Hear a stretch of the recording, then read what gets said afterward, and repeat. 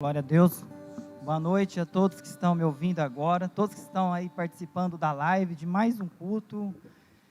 Gostaria de desafiar vocês a ficar até o final deste culto, que eu tenho certeza que Deus tem algo especial para você essa noite. Amém? Boa noite a todos que estão aqui também. Amém? Gente, eu vou compartilhar com vocês uma palavra que Deus tem queimado meu coração durante essa semana. Eu não sabia que seria hoje, né? Porque Deus foi ministrando, mas tudo meio bagunçado, meio confuso, mas de uns 2 dias para cá, Ele me colocou em ordem aquilo que era para mim compartilhar com a igreja, amém? A Bíblia fala que há tempo para todas as coisas. Se alguém quiser me acompanhar o meu raciocínio, está em Eclesiastes 3, quem quiser abrir a Bíblia, você que está em casa quiser acompanhar, Eclesiastes 3, olha só o que fala no versículo 1 em diante, do 1 ao 8, tudo tem seu tempo determinado, e há tempo para todo propósito debaixo do céu, há tempo de nascer, há tempo de morrer, há tempo de plantar, tempo de arrancar o que se planta, tempo de matar, tempo de curar, tempo de derrubar e tempo de edificar. Tempo de chorar, tempo de rir, tempo de prantear e tempo de dançar, tempo de espalhar pedras e tempo de ajuntar pedras, tempo de abraçar e tempo de se afastar, tempo de buscar e tempo de perder, tempo de guardar e tempo de lançar fora, tempo de rasgar e tempo de coser, tempo de estar calado e tempo de falar, tempo de amar e tempo de odiar, e por último, tempo de guerra e tempo de paz, amém? Eu gostaria que vocês entendessem que o tempo que a gente se encontra hoje é um tempo de guerra. Então Deus tem falado muito comigo deste tempo de guerra que a igreja se encontra hoje. Não adianta a gente querer se enganar ou enganar as pessoas. A Bíblia fala que há tempo para todas as coisas, e que neste momento chegou um tempo de guerra. Se você for estudar a Bíblia, você vai ver que todas as vezes que um libertador de uma geração, que um profeta de Deus, que um avivamento estava prestes a ser gerado no útero de Deus, a perseguição vinha, a guerra vinha. Eu posso dar 3 exemplos aqui para vocês. O primeiro, Moisés, quando ele nasceu, foi um tempo em que que o povo de Deus, sofreu o quê? Um decreto de morte. Se eu fosse dar um tema para a palavra de hoje, eu daria o tema, revogando todo decreto de morte, amém? Este é o tema de hoje. Então, na época de Moisés, ele nasce, e ali ele é perseguido, existe um decreto de morte sobre a vida dele, e como vocês conhecem a história, Deus livra ele, Deus guarda ele, Deus protege ele em meio à guerra. Outro exemplo é quando Jesus nasceu. Quando Jesus nasceu, o Salvador, o Rei dos Reis, aquele que nos daria acesso à vida eterna, ele nasce. E mais uma vez um decreto de morte foi liberado sobre o povo de Deus. Mais uma vez ali eles tentaram matar ele no berço. Eles mandaram matar todas as crianças de 2 anos para baixo, ali na região onde ele morava, por quê? Para não deixar este profeta nascer, para não deixar este avivamento acontecer. Amém? Outro exemplo, está no texto que eu vou compartilhar com vocês, que é no texto de Esther. A gente vai falar um pouquinho sobre de Esther hoje. É ali onde Ramã, ele libera mais um decreto de morte. Ele liberou um decreto de morte, primeiramente para Mardoqueu, para Mordecai, e depois para o povo de Deus. E mais uma vez, Deus precisava livrar aquele povo das garras de Satanás. Nós precisamos entender que este é o tempo que a igreja se encontra. Não tem como se enganar, não tem como esconder isso. Estamos diante de um decreto de morte. E este decreto de morte, ele precisa ser revogado.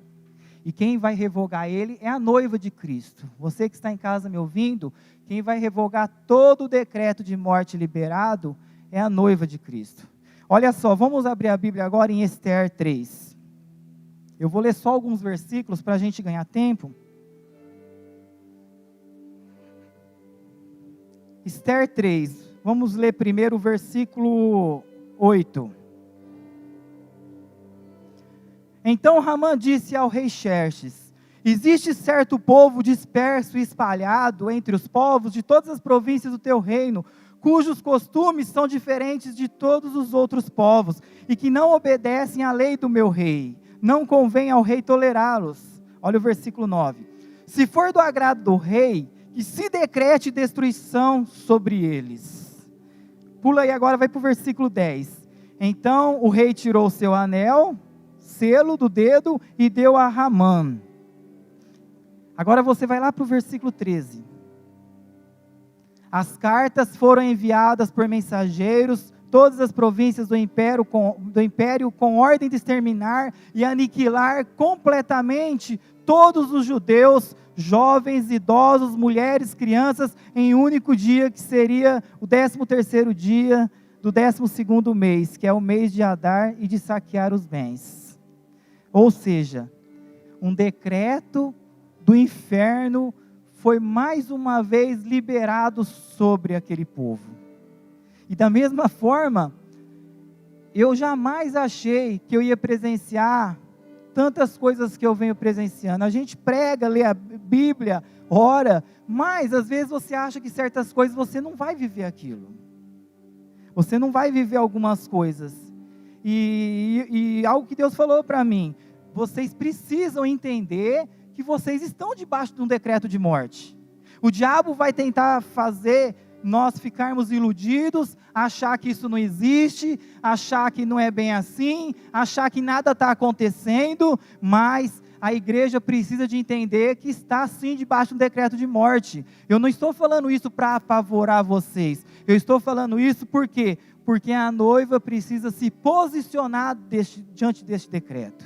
Amém? Nós precisamos nos posicionar diante desse decreto. Olha só uns exemplos de ataque, só para ver se vocês conseguem raciocinar da mesma forma que eu estou raciocinando. Hoje eles estão criando leis para impedir as pessoas de fazer a obra de Deus.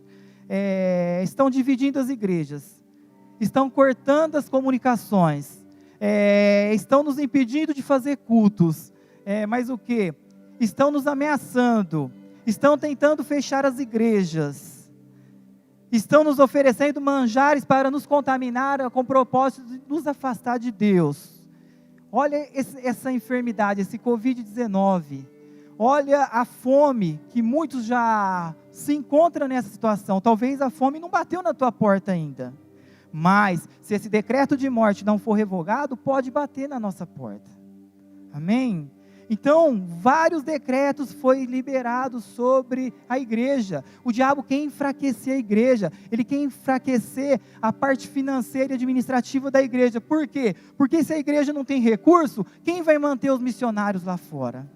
Quem vai levar o evangelho lá fora? Como o Jonatas falou, a obra é dele, e ele levanta pessoas para levar, para ser instrumento dele, para levar a palavra do reino dele. Amém? Quantos estão me entendendo? Então, na verdade, nós estamos em batalha espiritual de alto nível. E precisamos nos preparar diante disso. Eu estava observando, antigamente, eles queriam pegar o profeta, tentavam matar eles onde? No berço. Eles foram lá em Moisés quando nasceu, em Jesus quando nasceu. Mas hoje, quem que é o alvo principal desse Covid-19? São os anciãos. Não sei se vocês pararam para pensar nisso. Por que o alvo principal desse ataque, deste decreto, são os anciãos? Porque o diabo sabe que a força e a energia do reino está nos jovens, mas a maturidade e os fundamentos estão nos nossos anciãos. Amém? Estão neles. Por isso, os jovens, vocês que estão aqui, vocês precisam se posicionar de uma forma como nunca antes.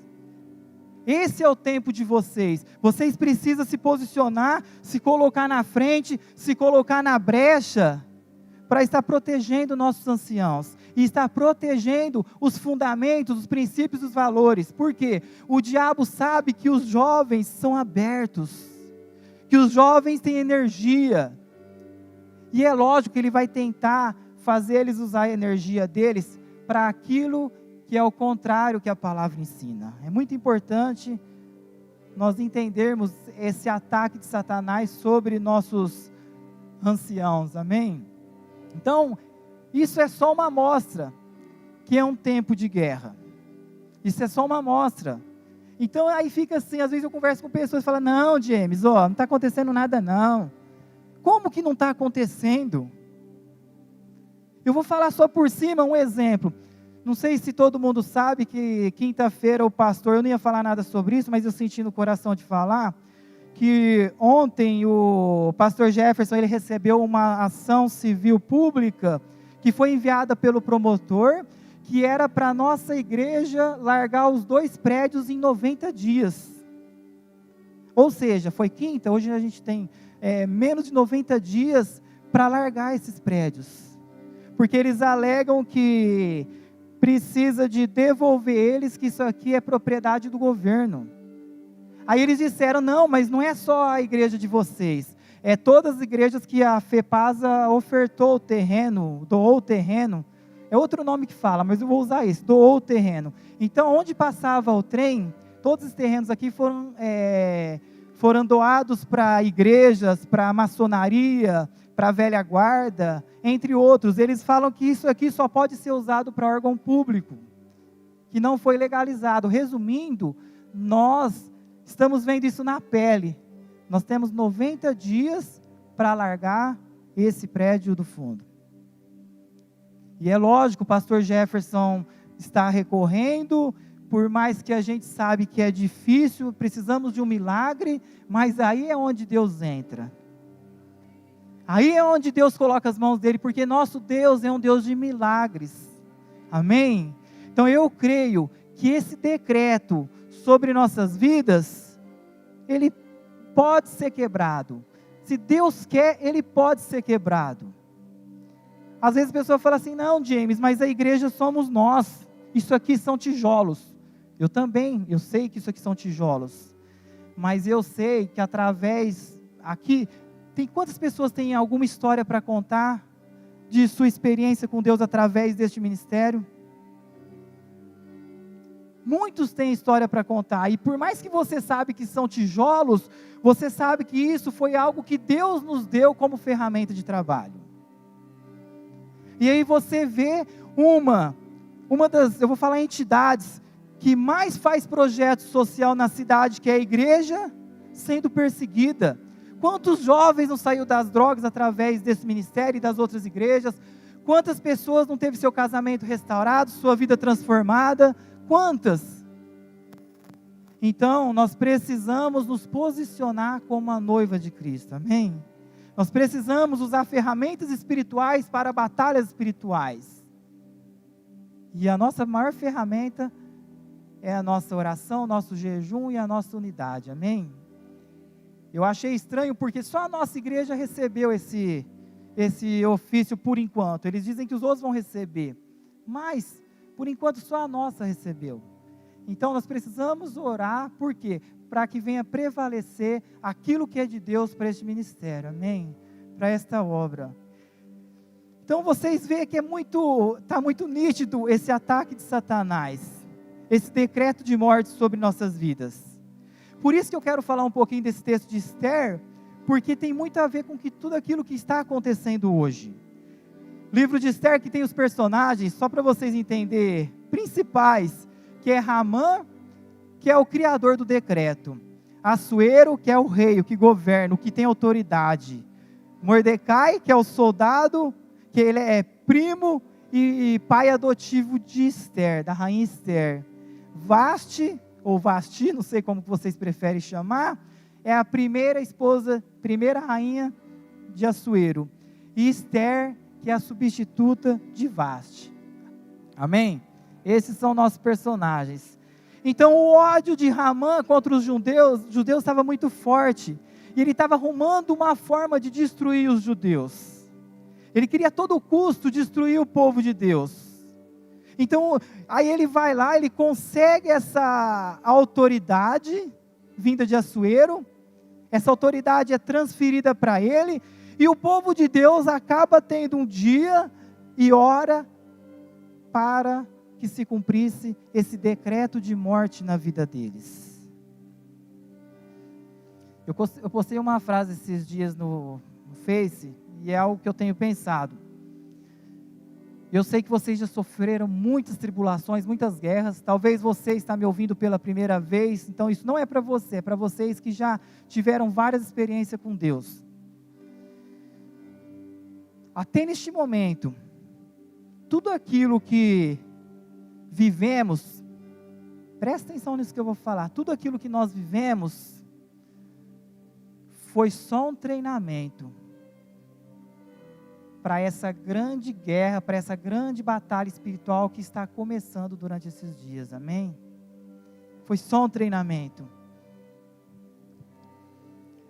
E ali eu entendo que para quebrar, James, como vamos quebrar esse decreto de morte? Como vamos revogar, anular esse decreto de morte que está sobre a noiva de Cristo?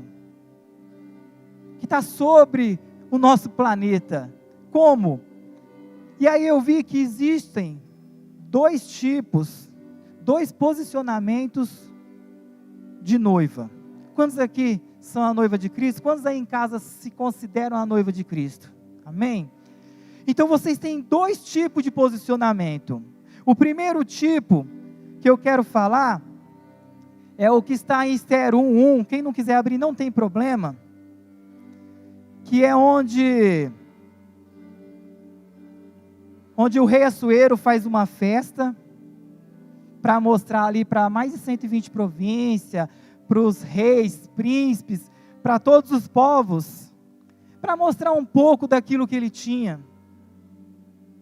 Fizeram vários dias de festa, tudo, depois ele convidou toda a cidade, mas aí no final dessa festa, algo acontece.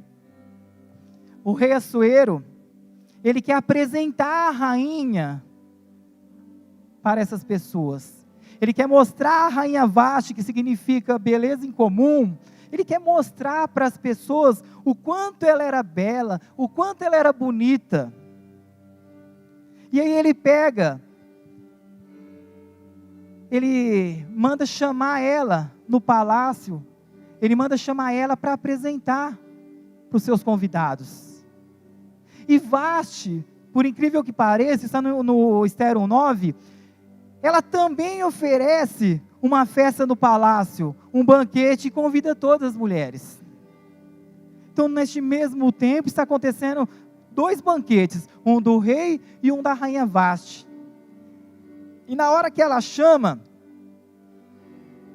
que está no versículo 11, olha só o que fala: o rei ordenou que eles fossem buscar a rainha Vasti, e que ela viesse com a coroa de rainha na cabeça. Ela era muito bonita, e o rei queria que os nobres e os outros convidados admirassem sua beleza. Olha o versículo 12. Mas a rainha não atendeu à ordem do rei, e por isso ele ficou furioso. E aí eu comecei a estudar o significado dessa rainha como noiva de Cristo. Porque ali ela desobedeceu o rei, ela envergonhou o rei no meio de todo mundo. E ali ela nos ensina algumas características negativas que precisamos examinar se essas características não estão impregnadas dentro de nós. Por quê? Porque como noiva, para revogar esse decreto, vocês vão ver mais para frente que eu preciso de ser algo melhor, algo com posicionamento melhor. Então olha só as características negativas que Vasti tinha. Primeira, a Bíblia fala que ela negou comparecer diante do rei, ou seja, frieza espiritual. Vasti, na verdade, ela perdeu o encanto com o rei, o encanto pelo rei. Ela estava mais satisfeita em curtir o palácio, em curtir posição de rainha, em curtir os benefícios, do que propriamente comparecer diante do rei. Esta era a característica, uma das características negativas de Vasti. E olha só o que eu vou falar para vocês. Hoje, eu falei assim: Deus, é bom que vai ter essa quarentena agora. Sabe por quê? A igreja, a noiva, vai ter tempo para orar mais, vai ter tempo para buscar a Deus mais, para ler a Bíblia mais. Eu pensei isso. Mas infelizmente, eu tenho visto que não é falta de tempo, mas é falta de paixão pelo noivo. Com o tempo a gente corre o risco de ficar mais apaixonado pelas regalias, pelos dons, pelo palácio, do que pelo noivo. Porque hoje nós temos a oportunidade de entrar no quarto e se relacionar com ele. Então, se você não tem feito isso, porque hoje o inimigo sabe disso, que você pode quebrar o decreto de morte. Então hoje tem muitos afazeres dentro da tua casa, tem Netflix, tem rede social, tem muitas coisas, mas não esquece, aproveita esse tempo para acabar com a tua frieza espiritual, ou para manter uma chama mais forte de intimidade com o noivo, amém? Aproveita este tempo. Então, a primeira característica negativa de Vasti era essa, frieza. A segunda, aparência. Ela valorizava mais a aparência do que a essência. Ela valorizava mais aquilo que o rei tinha para oferecer para ela do que propriamente ele. Então ela também tinha essa característica negativa do que? De aparência. Tem muita gente que entra nessa onda. E aí fica assim: olha, eu sou melhor. Olha como que eu sou bonito, olha como que eu sou de Deus, olha como que eu prego, olha como que eu canto, olha como que eu leio a Bíblia. Não. Isso é uma característica negativa que Vasti tinha, e que fez ela perder a coroa, e que fez ela perder o trono, e que não dá autoridade para ela quebrar o decreto de morte que foi liberado sobre a noiva. Outra coisa, ela também perdeu o temor a Deus. Como o rei te chama e você nega comparecer diante dele? É a mesma coisa que o teu patrão te dá uma ordem e você fala: eu não vou, eu não quero. Isso é uma falta de temor. E o pior é que quando a gente age com falta de temor, muitas pessoas são incentivadas a também não ter temor a Deus. Então essa era outra característica negativa de Vasti. Mais uma, vou falar só mais uma. Ela deu uma festa no mesmo horário que o rei, ou seja, competição. É outro problema da noiva de Vasti, é competição. Então nós precisamos saber que tudo isso também é uma oportunidade. Hoje, se este ofício, se esta carta chegar aos outros pastores, assim como chegou para a nossa, é uma oportunidade das igrejas se reunir e orar juntos. Sabe por quê? Não adianta achar que a tua igreja é melhor, não adianta achar que o teu ministério é melhor, porque estamos todos no mesmo barco, e se o barco afundar, toda a noiva afunda junto, amém? Posso continuar? E aí, depois dessas características negativas, depois dela desobedecer a Deus, ao rei Assuero, ela teve as consequências, que foi quais? Perdeu seu reino, sua coroa, o palácio, e agora outra rainha seria colocada no lugar dela. Uma outra rainha seria levantada no lugar de Vasti. E aí entra a segunda noiva, que é essa que tem autoridade para revogar todo o decreto de morte que eu quero compartilhar com vocês. Essa é a rainha.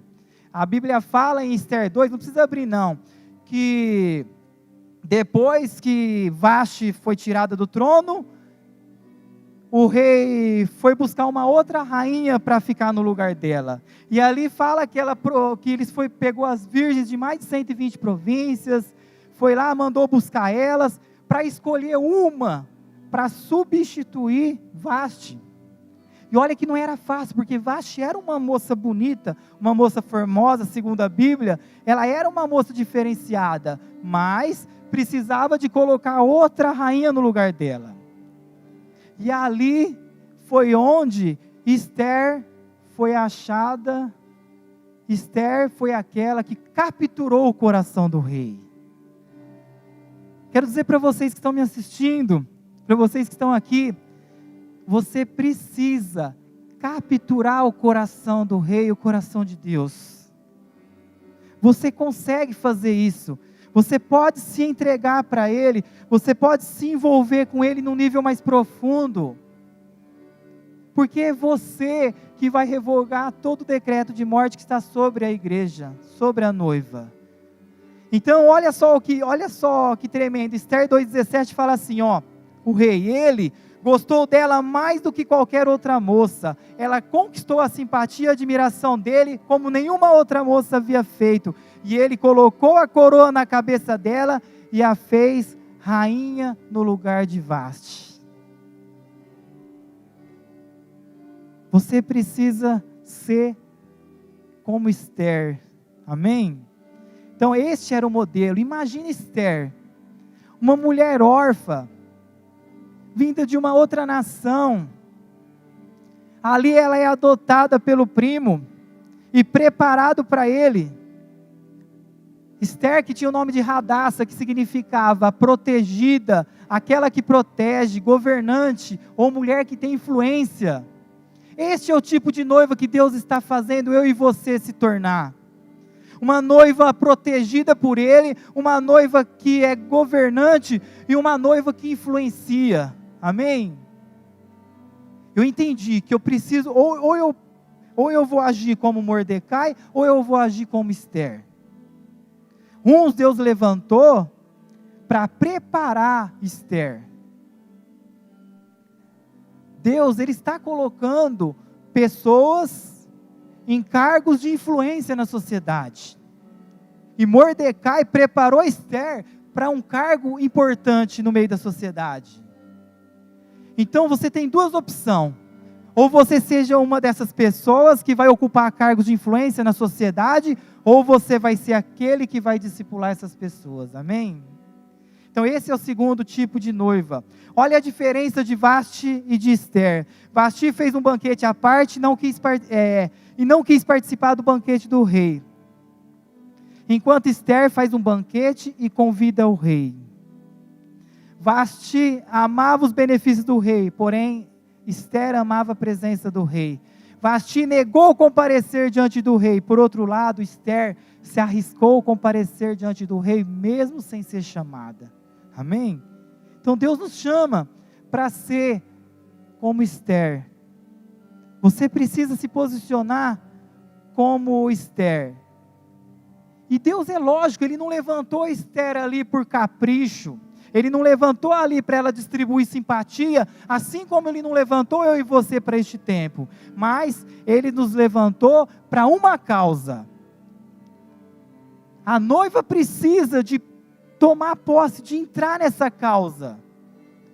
Nós precisamos de entrar nessa causa. Qual que era a causa de Esther? Esther, ela teria que comparecer diante do rei, para tentar fazer com que esse decreto de morte que Ramã colocou sobre o povo judeu, fosse cancelado, fosse anulado. E eu e você, nós também precisamos comparecer diante do rei, para que este decreto de morte seja cancelado. Mas antes, isso é muito importante, antes de eu fazer isso, eu vou precisar me preparar. Não adianta eu revogar um decreto de morte, se a minha mão não estiver limpa, e se o meu coração não estiver puro. Então este tempo, por mais que o diabo tenha atacado as pessoas, é um tempo de limpar as mãos e é um tempo de purificar o coração. Este é o nosso tempo de agora. Então Esther, antes dela comparecer diante do rei, ela colocou ali, ela propôs um jejum de 3 dias.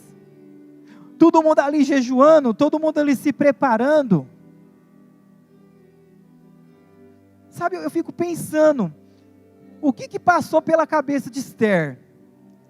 Uma moça, até então, que veio do nada, veio escravizada para um lugar.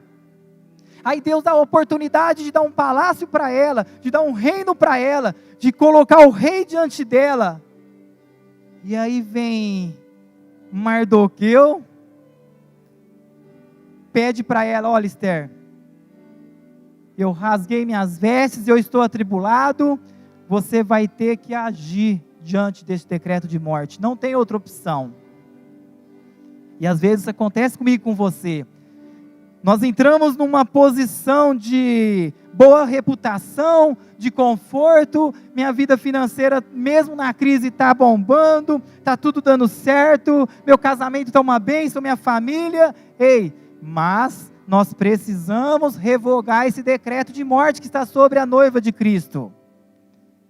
Não adianta eu falar, essa guerra não é minha.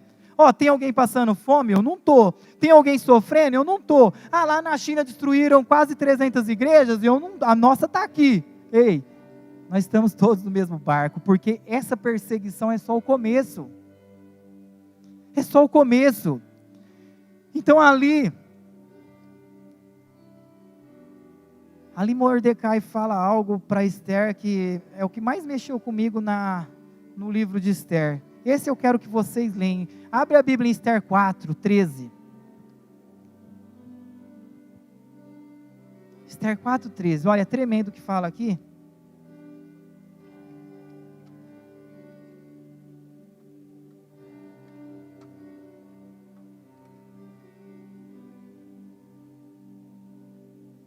Olha só o que fala em Esther 4, 13.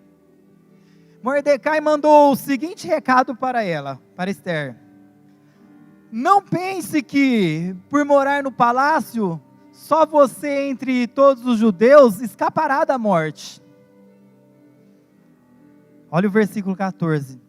Se você ficar calada numa situação como esta, do céu virão socorro e ajuda para os judeus, e eles vão ser salvos. Porém, você morrerá e a família do seu pai desaparecerá. Meu Deus! Olha, Esther, é o teu tempo. Esther, chegou a tua hora. Só que é o seguinte: se você ficar calada, se você não fazer nada, do céu vem o socorro. Eu vou agir, com você ou sem você eu vou agir. E o pior, Esther, você vai morrer e a família do seu pai vai desaparecer. Meu Deus, que pressão psicológica foi essa? Gente, isso aqui é para nós nos dias de hoje. Isso aqui é para nós. Isso aqui Deus está falando com nós. Não pensa que por morar no palácio, ou não pensa que porque você está confortável hoje, que você vai escapar da morte. Então nós precisamos nos levantar como noiva, nós precisamos lutar para quebrar todo o decreto de morte que foi liberado sobre as nações. Amém? E aí vem uma frase ali, que fala assim: quem sabe se não foi para um tempo como este que você nasceu? Quem sabe não foi para um tempo como este que você está aqui essa noite? Muitas pessoas hoje estão em casa, muitas estão me assistindo agora. E essa palavra é para você. Talvez você tenha sido feita a rainha justamente para ajudar numa situação como esta. Essa noite Deus quer liberar sobre eu e sobre você a mesma fé, a mesma ousadia que estava sobre Caleb e Josué, amém? Olha, você que está me assistindo em tua casa, Deus está liberando sobre a tua vida, a mesma fé que estava sobre Caleb e Josué, Deus está pedindo para você o mesmo posicionamento que Esther teve. E aí chega o grande dia,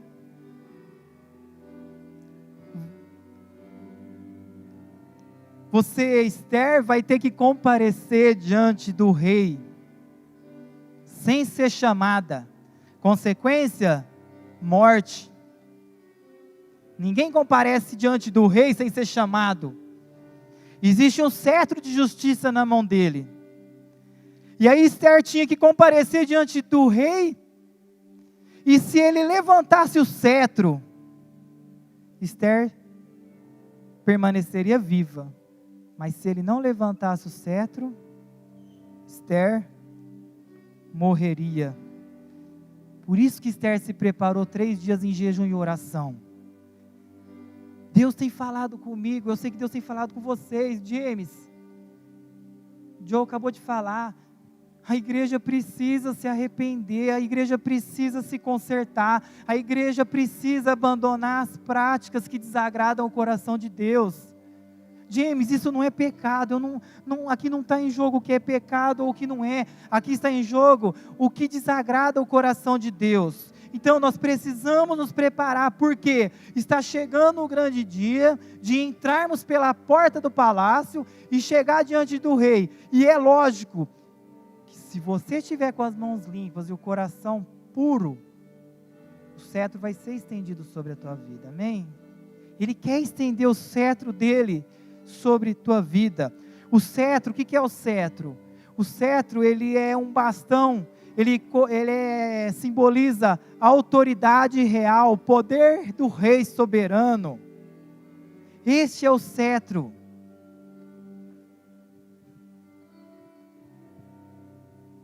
E aí Esther entra diante da presença do rei, e o cetro é levantado para ela, ela permanece viva. Eu poderia continuar, mas a minha hora aqui já está quase dando. Uma outra oportunidade eu continuo a história dela, mas eu e você, nós precisamos entender que o cetro de justiça de Deus está sobre a igreja brasileira, o cetro da justiça de Deus está sobre as nações. James, Deus vai julgar o mundo? Não, primeiro é a igreja. Deus está purificando a noiva dele. Deus está preparando a noiva dele para chegar diante do rei. Ele quer revogar todo o decreto de morte que tem sido derramado sobre a igreja, que tem sido colocado sobre a igreja. E assim, todo o decreto de morte vai ser revogado e um decreto de vida será colocado sobre nossas vidas, amém? Vocês que estão em casa, eu gostaria que vocês ficassem em pé aí mesmo. Vocês que estão aqui também, eu gostaria que vocês ficassem em pé, que o pessoal do louvor já subisse aqui, para mim não estourar o tempo.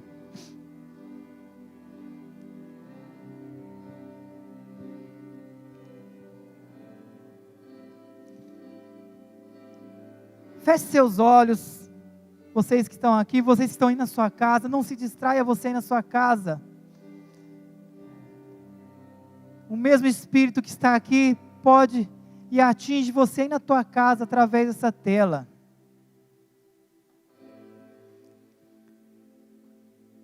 Coloca agora a sua vida diante de Deus.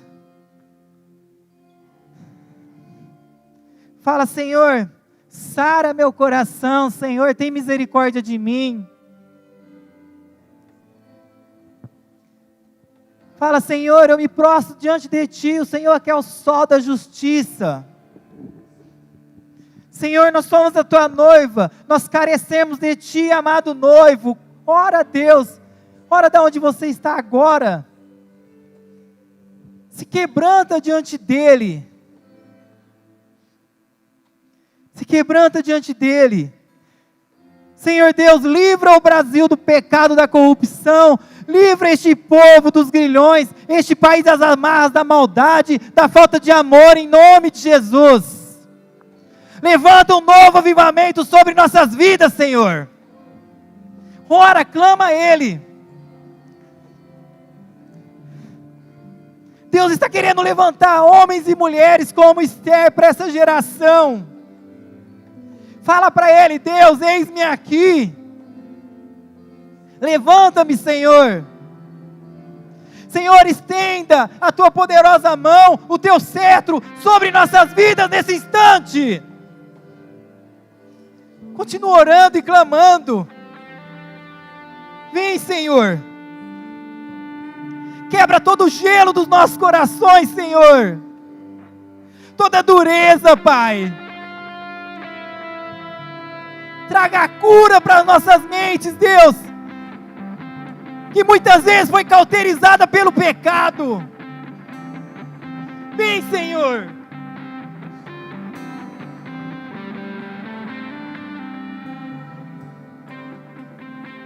Meu Deus, vem sobre este lugar, ó Pai.